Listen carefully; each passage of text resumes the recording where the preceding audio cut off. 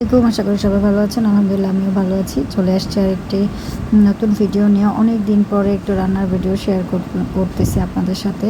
তো আশা করি ভিডিওটি আপনাদের ভালো লাগবে। যদি ভালো লাগে অবশ্যই কমেন্ট শেয়ার করে দিবেন। তো আমি এখন ফেসবুকে ঢুকলেই দেখি সবাই দুধ দিয়ে মাংস রান্না করে, তো ভাবলাম আমিও করি। তো সেজন্য আমি কি করলাম, একটা পাটাপোতা নিয়ে নিলাম। পাটাপোতার মধ্যে হচ্ছে পেঁয়াজটাকে একটু আদা বাটা করে নেব আর কি, একদম মিহি না, জাস্ট ছেঁচে একটা কোনোরকম বেটে নেব। আর হচ্ছে কাঁচামরিচ বেটে নেব। আমি একদমই কম মশলায় রান্নাটা করব, তো এখানে কাঁচামরিচটাকেও আমি মিহি বাটা না, কোনো রকম আর কি একটা বাটা দিয়ে দিলাম। আর এর মধ্যে রসুন আর আদাটাকে একটু মিহি করে বেটে নেব, সাথে কয়েক টুকরা এলাচও আমি বেটে দিয়ে দিব, যাতে এলাচটার কামড়ের মধ্যে না পড়ে। তো এখানে যে আমি আদা আর রসুন নিয়ে নিছি, তো এটাকে সুন্দর করে বেটে নেব। আর মশলার মধ্যে আমি এগুলোই দিব, আর কোনো বাদাম বাটা বা টক দই এগুলো আর ইউজ করবো না। তো এখানে হচ্ছে যে মাংসগুলো নিয়ে নিলাম, আমার পরিমাণটা কমই ছিল, অল্প কিছু মাংস, আর এখানে চর্বি তেলালা মাংস ছিল আর কি। তো যাই হোক, এখন আমি মাংসগুলোকে সুন্দর করে ধুয়ে পাতিলে নিয়ে নিছি। আর এই যে বাটা মশলাগুলো এখন দিয়ে দিব এক এক করে।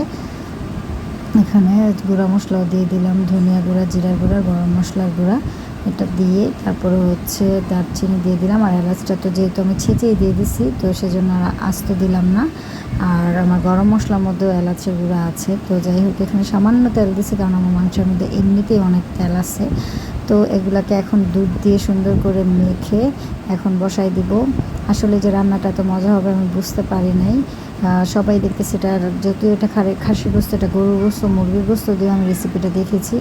তো আর এত অল্প মশলা দিয়ে আছে সাদা কোরমার মতো করে, যেহেতু আমি এখানে বাদাম বাটাও দিইনি, টক দইও দিইনি, তো সেখানে এটা সাদা খাসির মাংস বললেই চলে আর কি।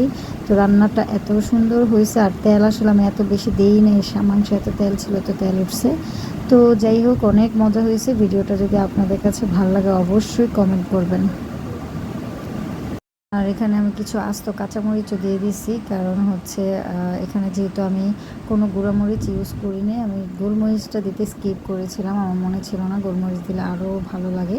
তো যাই হোক, সবাই অবশ্যই ভালো থাকবেন, সুস্থ থাকবেন, আমার জন্য দোয়া করবেন।